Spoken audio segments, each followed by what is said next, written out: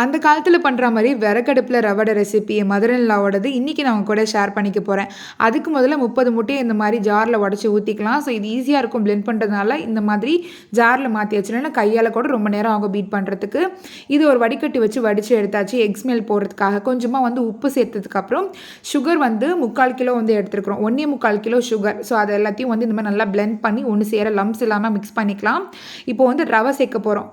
30 முட்டைக்கு 1.25 கிலோ வந்து sugar and இது வந்து பார்த்தீங்கன்னா 1.5 கிலோ ரவை நாகா ரவை தான். So double roasted rava. So இதையும் வந்து கொஞ்சம் கொஞ்சமாக கிராஜுவலாக ஆட் பண்ணி நல்லா லம்ஸே இல்லாமல் கைவிடாமல் நல்லா மிக்ஸ் பண்ணி எடுத்துக்கணும். அது கூடவே 5 ரூபா பேக்கெட் பூஸ்ட் இருக்கு இல்லையா, அது 2 பேக்கெட் சேர்த்துக்கிட்டோம். இது வந்து ஃப்ளேவருக்காக தான், நல்ல ஒரு கலர் கொடுக்கும். இது வந்து டோட்டலி ஆப்ஷனல்.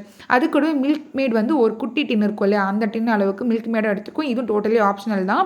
ஸோ இது நல்லா சேர்த்ததுக்கப்புறம் நல்லா மிக்ஸ் பண்ணி எடுத்துக்கணும். பூஸ்ட் வந்து ஹீட் பண்ணும்போது கரைஞ்சிரும். அது கூடவே வந்துட்டு பார்த்தீங்கன்னா 3/4 கிலோ நெய் சேர்க்கணும். நம்ம கொஞ்சம் கொஞ்சமாக தான் சேர்க்கணும். கொஞ்சமாக ஏலக்காய் பொடி 20 ஏலக்காய் பொடி பண்ணி அதையும் வந்து சேர்த்தாச்சு. எல்லாத்தையும் சேர்த்ததுக்கப்புறம் அடுப்பில் வச்சு நல்லா திக்காகிற வரைக்கும் அதை வந்து நம்ம மிக்ஸ் பண்ணிக்கிட்டே இருக்கணும், கை விடாமல், இல்லைன்னா அடிப்பிடிச்சிரும். மீதி கொஞ்சம் நெய்யை வந்து இப்போ கொஞ்சம் சேர்த்துக்கலாம். அண்ட் மீதி இன்னும் கொஞ்சம் நெய்யை வந்து கடைசியாக நம்ம பேக் பண்ணும்போது தான் சேர்க்க முடியும். ஸோ இன்னொரு பாத்திரத்தில் நல்லா நெய்யெல்லாம் ஆட் பண்ணியாச்சு. அது கூடவே இந்த மிக்ஸ் பண்ணி வச்சுருக்க ரவா மிக்ஸ்டரையும் சேர்த்து இதுக்குள்ளே மேலே போட்டு நல்லா லெவல் பண்ணி நம்ம பேக் பண்ணுறதுக்கு ரெடி பண்ண போகிறோம் ட்ரெடிஷ்னல் மெத்தடில். இந்த ரவாட ரெசிபியோட டீட்டெயில் மெஷர்மெண்ட் எல்லாம் டிஸ்கிரிப்ஷன் ஒரு கேப்ஷனில் கொடுக்குறேன், கண்டிப்பாக செக் பண்ணி பாருங்கள். இப்போ வந்து ட்ரெடிஷ்னல் லெவனுக்கு மாற்றியாச்சு. அதுக்கு மேலே அந்த பேக்கிங் பேன் வச்சுட்டு மேலே வந்து கேஷ்யூஸும் ரைஸன்ஸும் நெய் நல்லா வறுத்து எடுத்துட்டு அதையும் வந்து மேலே போட்டு கொஞ்சமாக லைட்டாக மிக்ஸ் பண்ணிக்கலாம். ரொம்ப மிக்ஸ் பண்ண வேணாம், அப்போ தான் மேலே நல்லா தெரியும். ஸோ அதையும் மறுபடியும் லெவல் பண்ணியாச்சு. அண்ட் இதுக்கு மேலே ஒரு லிட்டு போட்டு க்ளோஸ் பண்ணதுக்கப்புறமா நம்ம கீழே விறகடுப்பு கறி இருக்கு இல்லையா, அதுதான் மேலேயும் ஹீட்டுக்கு வந்து யூஸ் பண்ண போகிறோம். இது அவன் கான்செப்டே தான், கீழேயும் ஹீட் போகும் மேலேயும் ஹீட் போகும். ஸோ ஒரு 2 இடத்துலையுமே வந்து நல்லா கலர் வரும்.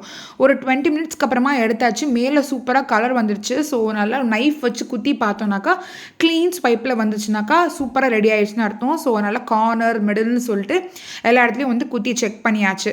ஸோ நைட்டு ஃபுல்லாக நாங்கள் அப்படியே விட்டுட்டோம், பாத்திரத்தை தனியாக எடுத்து வச்சு. ஸோ காலையில் லைட்டாக வந்து ஹீட் பண்ணணும். ஹீட் பண்ணதுக்கப்புறம் இந்த மாதிரி கவுத்தோம்னாக்கா சூப்பராக நமக்கு அடியில் எதுவுமே ஒட்டாமல் ஃபுல் லேயர் கிறிஸ்பியாக கலரோட சூப்பராக நமக்கு வந்து கிடைக்கும். ஸோ இந்த மாதிரி தான் ஒரு சூப்பர் கேக் ரவடை வந்து ரெடி ஆயிடுச்சு. இந்த ரவடை வந்து நாங்கள் வீட்டில் சாப்பிட்றதுக்காக தான் பண்ணோம், ரொம்ப நாள் ஆச்சு அப்படின்னு சொல்லிட்டு. பட் யதார்த்தமாக ஒரு போஸ்ட் ஒன்று போட்டேன். ஸோ நிறைய பேர் வந்து ஆர்டர் பண்ணுறதுக்கு என்கொயரி பண்ணியிருந்தீங்க. ஃபியூ ஆர்டர் மட்டும் தான் என்னால் கம்ப்ளீட் பண்ண முடிஞ்சுது. அதுக்குமே நல்ல பாசிட்டிவ் ரிவ்யூஸ்லாம் இருந்துச்சு. இன்ஷால்லா நெக்ஸ்ட் டைம் பண்ணும்போது கண்டிப்பாக நான் ஷேர் பண்ணுறேன். இந்த வீடியோ உங்களுக்கு பிடிச்சா லைக் பண்ணி ஷேர் பண்ணுங்கள்.